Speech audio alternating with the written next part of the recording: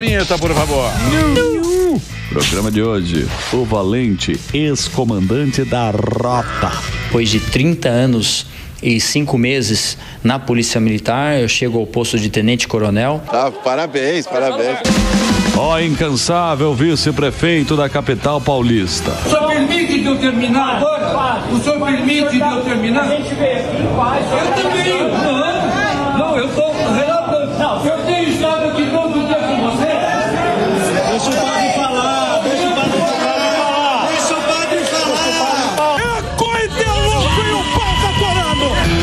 O brabo, Coronel Melo Araújo.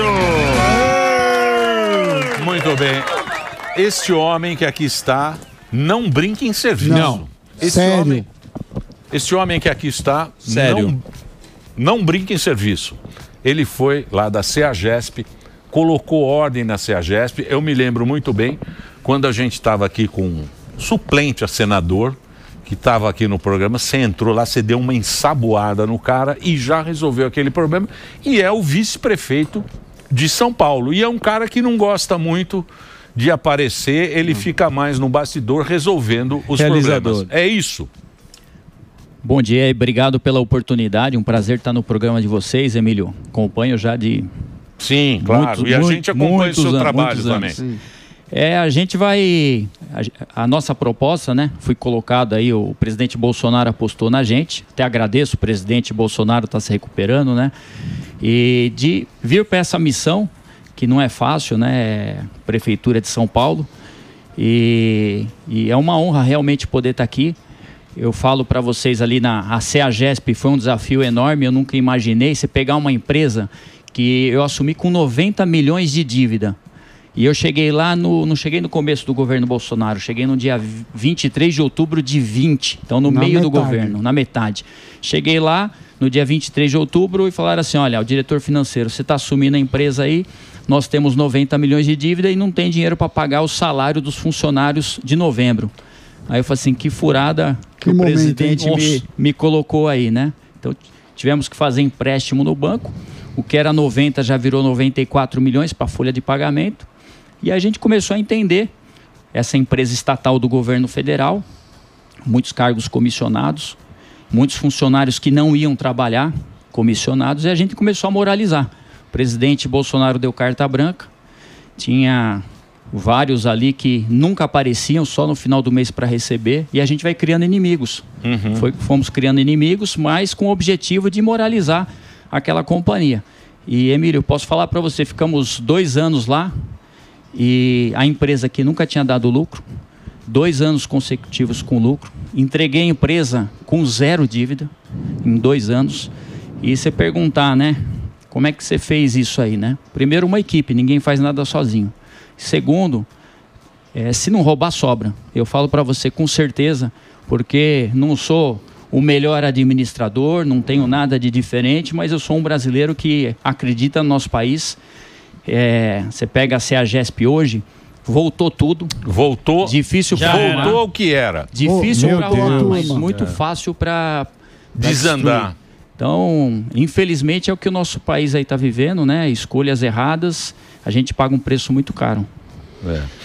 E Coronel, você acha que tem essa alternância de poder, né? Não é nem alternância de poder, é uma visão administrativa, para falar de um jeito mais educado, que é o que a gente vê que está acontecendo também ali com o INSS. Você acha que o público, o povo, ele está percebendo todas essas ações dos impostos ali na área financeira por todo o país? Você acha que o povo ele está prestando atenção para tentar mudar isso de alguma forma na próxima eleição?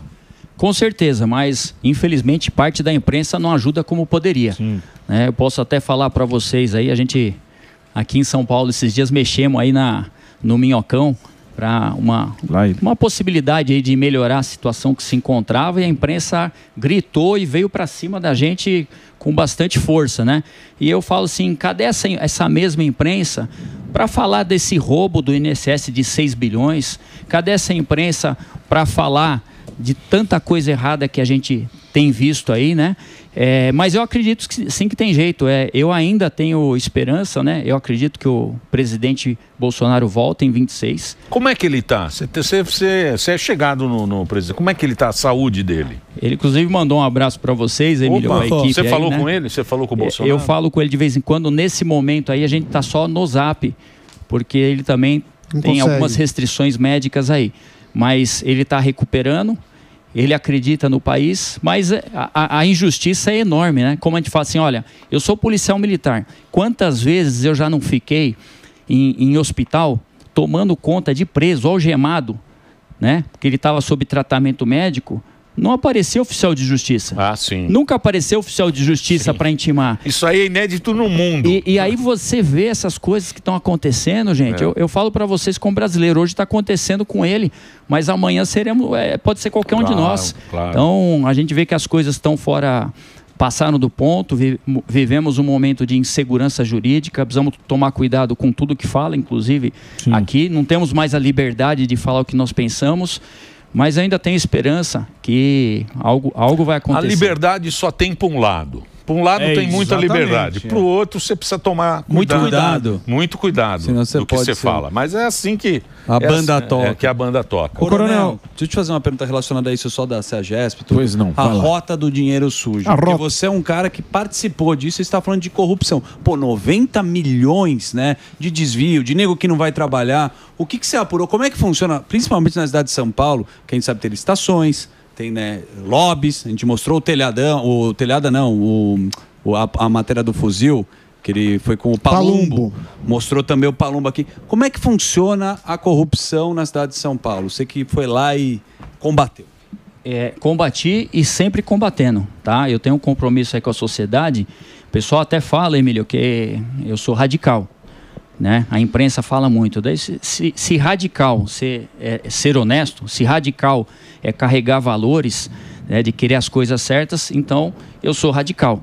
Mas eu vou contar uma da CEAGESP para vocês entenderem. Eu cheguei lá, as pessoas, como eu vim da rota, né, minha origem é da polícia, trabalhei muitos anos, comandava o batalhão, então muitas denúncias, tem muita credibilidade e as pessoas começaram a denunciar. Então veio denúncia, eu fui atrás. Lixo. Então nós tínhamos um contrato lá de 2.300.000 mês para a empresa ir lá e recolher o lixo.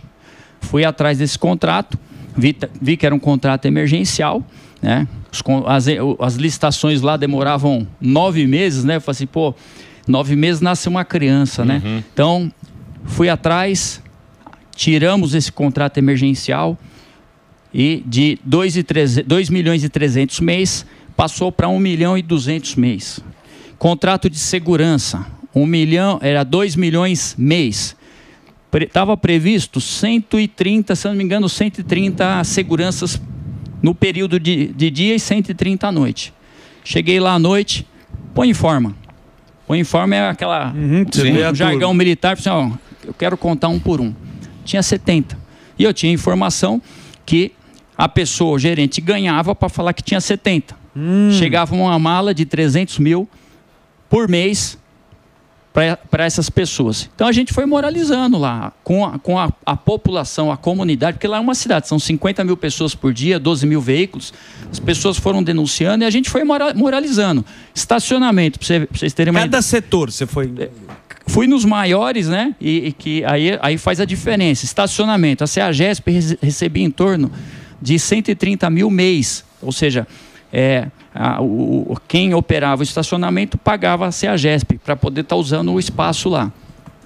Fui ver o contrato, olha só, gente. Estacionamento. Olha só.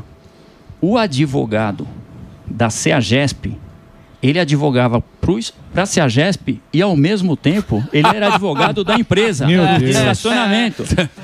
Aí dois em um. É o Brasil. Ele atacava no outro para defender o Brasil. Descobrimos isso. Ó, detalhe, tudo encaminhado para o Ministério Público, nada passou batido. Esses caras um dia vão pagar, demora, mas vai chegar.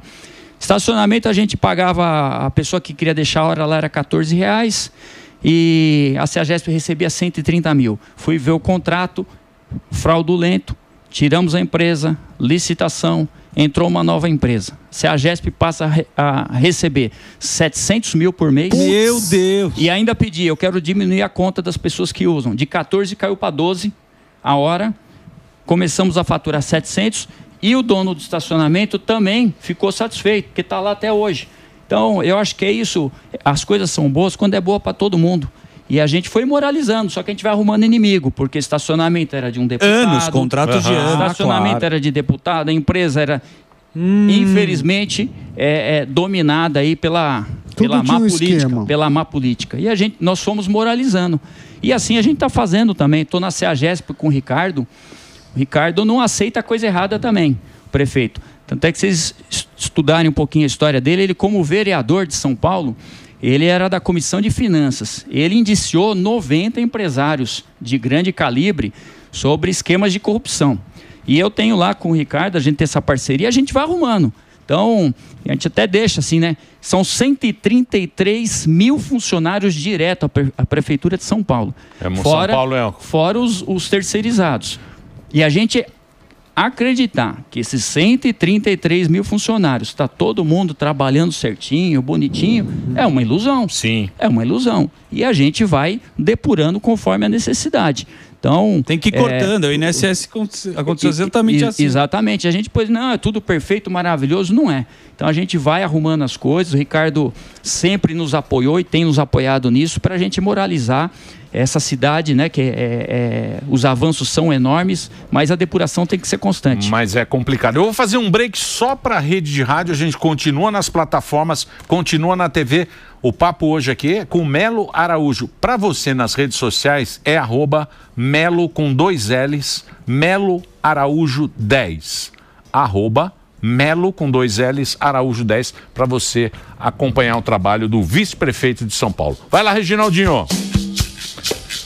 Deixa eu perguntar uma coisa para você, Coronel. Qual é a maior dificuldade que você... Porque São Paulo é uma paróquia difícil, né? Uma cidade muito grande, é difícil você ter um... Organizar. Mas mesmo assim tem muito dinheiro e tal. O que é mais difícil? O que você está sentindo mais dificuldade em São Paulo? Na administração? Bom, eu estou há 3 meses, para vocês terem uma ideia. Temos 28 secretarias. Cada secretaria é uma empresa. Posso falar aqui, ó, Secretaria de Saúde, orçamento de 23 bi, aproximadamente. Secretaria de Assistência Social, 2 bilhões e 300 milhões. Transporte, 12 bilhões de reais. Direitos Humanos, quase 900 milhões. Então, cada secretaria é uma empresa. Então, o que a gente tem que fazer, eu pelo menos nesse começo, eu estou conhecendo essas empresas, eu chamo a secretaria para me apresentar e a gente vai procurando criar políticas públicas para ajudar o Ricardo a fazer a cidade ir para frente. É muito difícil, eu vou falar uma coisa para vocês, se vota errado, gente, a gente acaba com a cidade. Eu falo com certeza, isso aí não é para principiante, né? É muita responsabilidade, não pode ser levado de uma forma, eu vou votar nesse aí porque... Experimentar, né? Porque o cara é famoso, porque... Não é assim, gente, precisa... ter respeito a isso aí, porque envolve muito. Orçamento de São Paulo, 125 bi e 800, quase 126 bilhões. Então, é muito dinheiro. Então, a gente está conhecendo as secretarias e vamos fazendo intervenções, políticas públicas. Eu posso falar uma que eu estou atuando bastante em relação à cena aberta de uso, que o pessoal costuma chamar de Cracolândia. Então, eu tenho ido lá constantemente, entendido lá desde a gente convencer aquele dependente a sair para tratamento. Aí eu estou passando pelos equipamentos de saúde para ver o que está bom, o que tem que ser aperfeiçoado, o que tem que ser melhorado.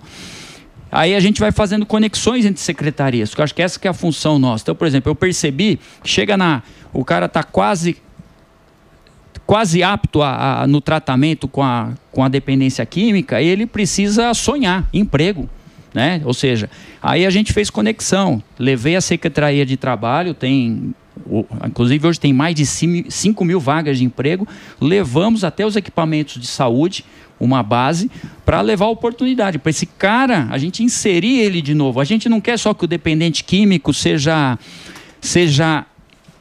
ele saia da dependência química. A gente quer que ele seja independente do Estado também. Eu não quero esse cara ali dependendo da gente, desse assistencialismo em excesso que existe. Então a gente vai criando políticas aí para dar um caminho para esse cara ser totalmente independente.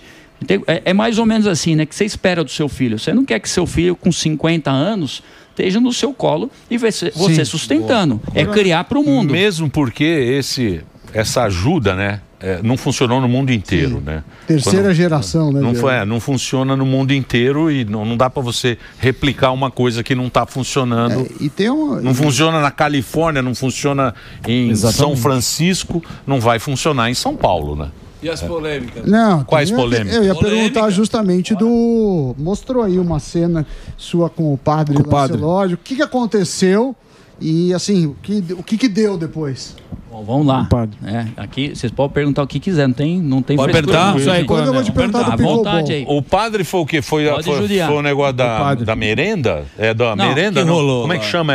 Da marmita. Da marmita. Vamos lá. Eu comecei a fazer um trabalho ali na área central da cena aberta de uso para a gente começar a levar esse pessoal para tratamento, depois arrumar emprego, como eu falei assim. E aí o pessoal do Belém do bairro vizinho, começou a me mandar muita mensagem. Coronel, vem aqui no Belém, vem ver o que está acontecendo.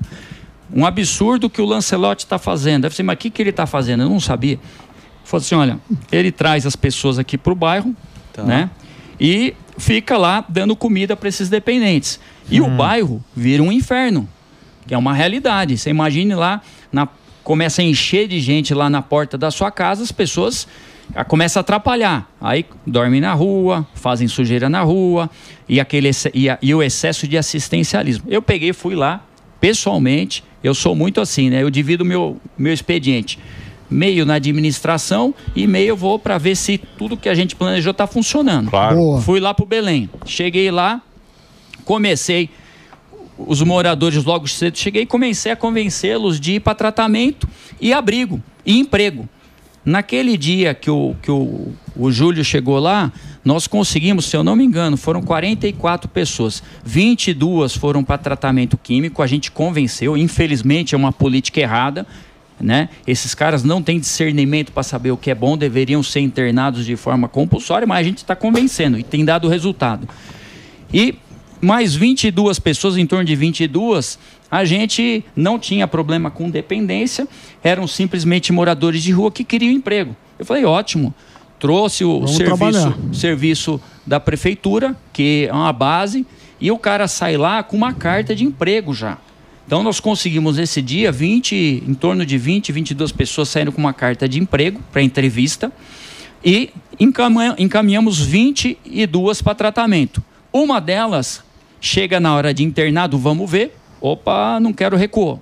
Voltou lá. Nesse dia o Lancelotti apareceu lá, chegou lá atrás de mim lá e começou a me questionar o que eu estava fazendo, que eu estava levando esse pessoal embora. Ele começou a ficar preocupado. Sim. Eu não vou discutir com pessoa de idade, né? E um membro religioso, né? Só que eu falei assim, é um desserviço que você está fazendo. Porque a gente tem que fazer o serviço completo. Lógico, tirar da rua, não deixa lá. E ele fez uma entrevista com esse dependente que voltou e falou assim, olha, é isso mesmo, você não tem que ir para lá para se internar, os caras vão te dar injeção, você vai ficar louco. Pô, meu Deus. Um líder religioso que Deus deu o dom para ele da palavra, ele tem um dom. Ele tem que usar isso para fazer o bem. Ou seja, incentivar essas pessoas a irem para tratamento, a quererem arrumar emprego, e ele não tem interesse. Ele tem interesse que aquele pessoal fique por ali, circulando. Então, eu postei que aquilo lá era um desserviço, né? Eu não sou ninguém na rede social, estou chegando agora aí, que né? é o princípio da ONG, né? Exatamente. A ONG, as ONGs, o dia que acabar a pobreza... se acabar a pobreza, acabar o morador de rua, acaba a ONG. Agora, desculpa interromper, mas no mesmo assunto...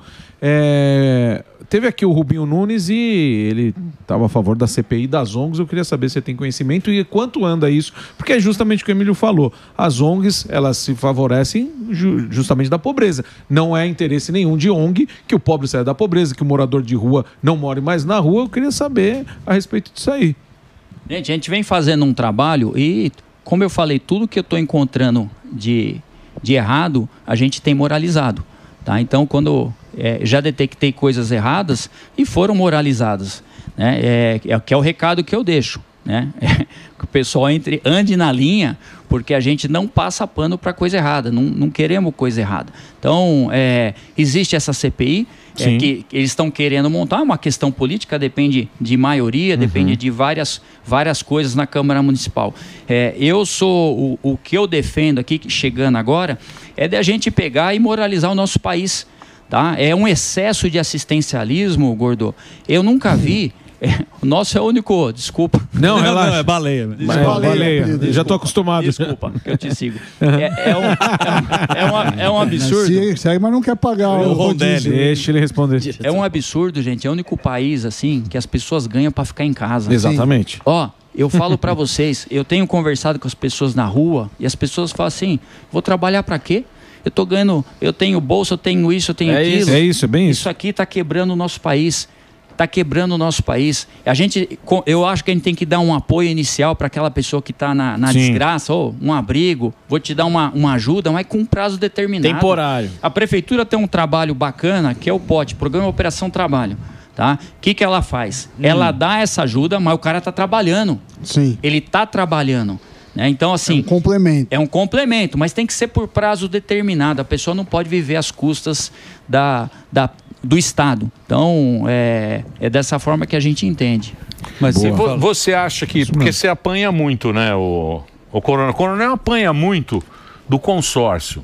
Mas é normal, né? A imprensa fala mal do... Não, é tudo... mas a imprensa também fala mal da polícia, fala mal de tudo. Não, eu sei.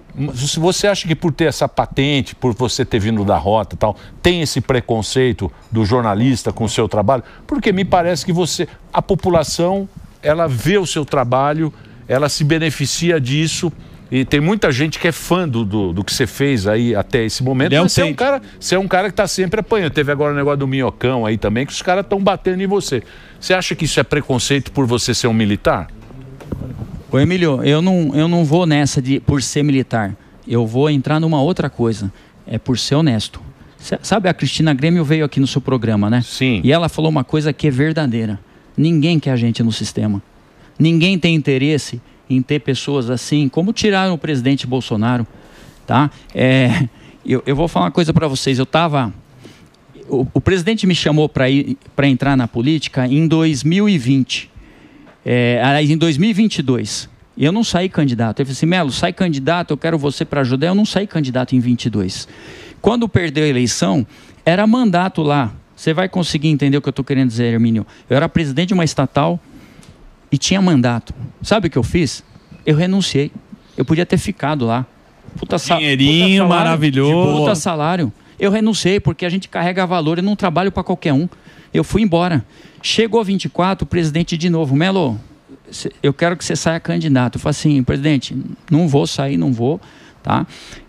E num terceiro encontro ele me convenceu. Eu falei assim: Melo, se a gente quer melhorar nosso país, pessoas boas precisam estar entrando, pessoas com valores. Aí eu falei assim: e não adianta a gente ficar sentado reclamando, mas o que está fazendo para melhorar?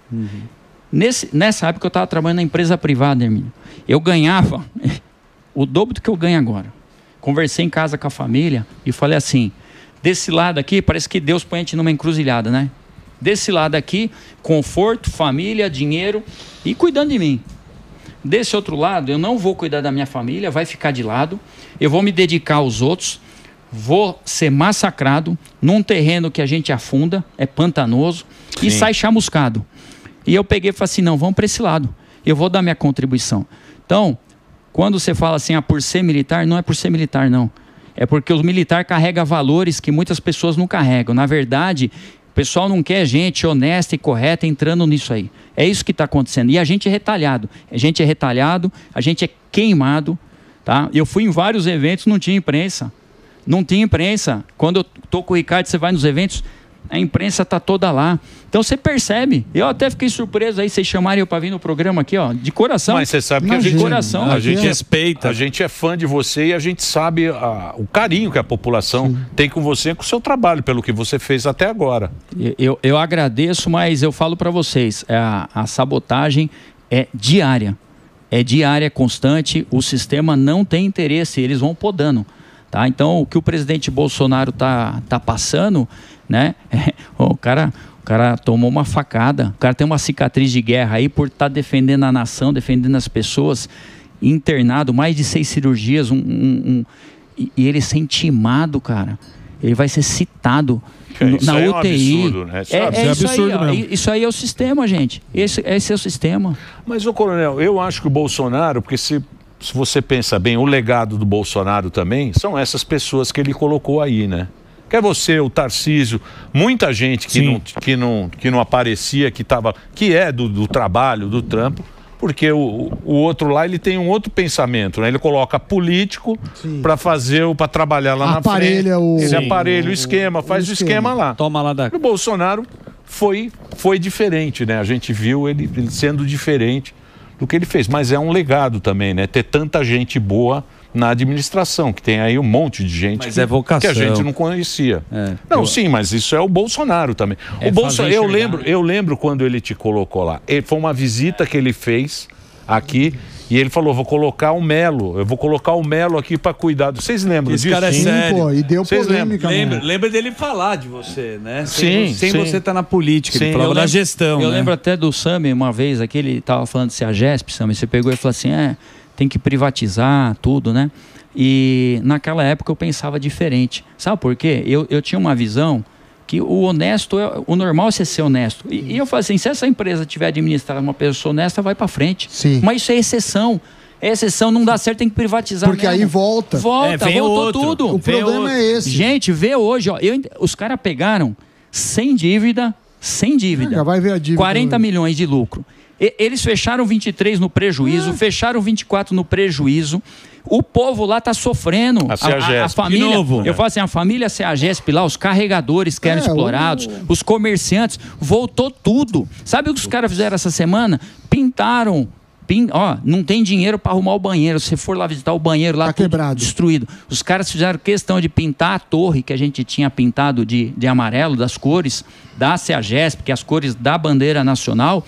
Os caras lá gastaram dinheiro para pintar de outra cor, simplesmente para desfazer essa imagem. Não é vermelho, né? A cor igual a seleção brasileira. Não vou pintar. O vermelho, sabe o que aconteceu? Vou contar para vocês.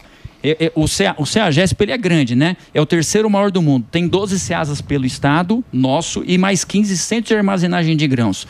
Num desses do interior, o promotor veio para cima de mim. Por que você está pintando a torre de verde, de azul e de amarelo? Que é a cor do... Que é a cor da CEAGESP, da logomarca. Eu respondi isso, mas sabe o que deu vontade de responder? Porque não tinha tinta vermelha para comprar. Sim. Essa que era a vontade de responder. É sacanagem. Mas você sabe que uma coisa legal do coronel, é a Bia que me contou, que trabalha aqui na nossa produção. Olha só. Ele anda de metrô.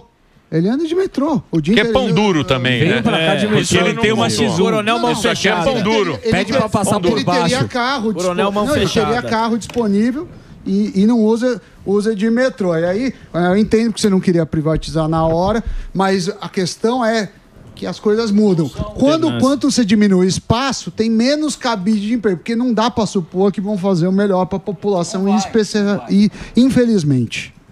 O metrô tem... gente, eu tenho segurança, tenho veículo da prefeitura, mas assim... se eu sair de metrô da minha casa, que é colado, eu chego muito mais rápido, que o metrô para na cara da prefeitura.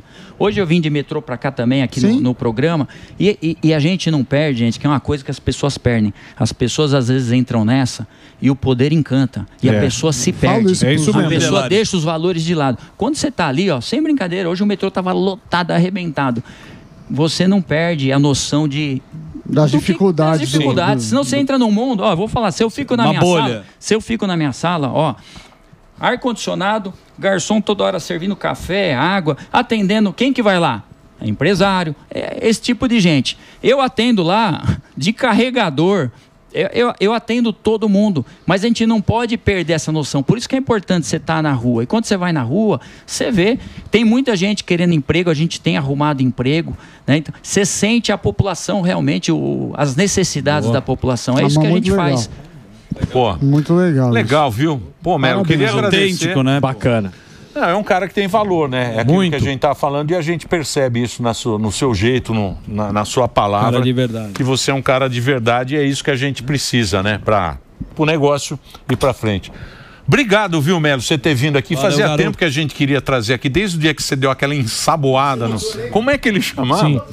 Deu uma chupada. É o que entrou no lugar do... Deixa quieto, vê o que ele fez. Você viu a última, não? Não. O carro dele, o que ele abastece de combustível, dá para dar 40 voltas no mundo. O que ele abastece no mês. Ele anda bastante. Eu volto àquela... ele faz lembra que eu falei? Pesquisa no Google. Vai no Google. É isso aí. Melo, conta com o programa aqui. Conta com o programa aqui para trazer as novidades aí. Eu vou passar o Instagram do vice-prefeito, que é Melo Araújo, Melo com 2 L's, Melo Araújo 10. Número 10, tá? Melo Araújo 10. O Instagram dele é o vice-prefeito de São Paulo, que conversou aqui com a gente. Se eu puder, só para finalizar, gente, claro. Eu falo para vocês aí, né? Eu entrei nessa aí para servir, não é para ser servido, tá? Então, vocês podem ter certeza que esses 4 anos aí, a gente vai mostrar como é que faz a diferença, tá? Eu não tenho pretensão em nada, eu só tenho pretensão daqui a 4 anos sair por uma porta que tenha altura suficiente para sair de cabeça erguida. É só essa a minha meta. E poder ajudar as pessoas. É isso aí. E nós vamos cobrar aqui. Lógico. Tá? Obrigado, viu? Muito prazer receber você.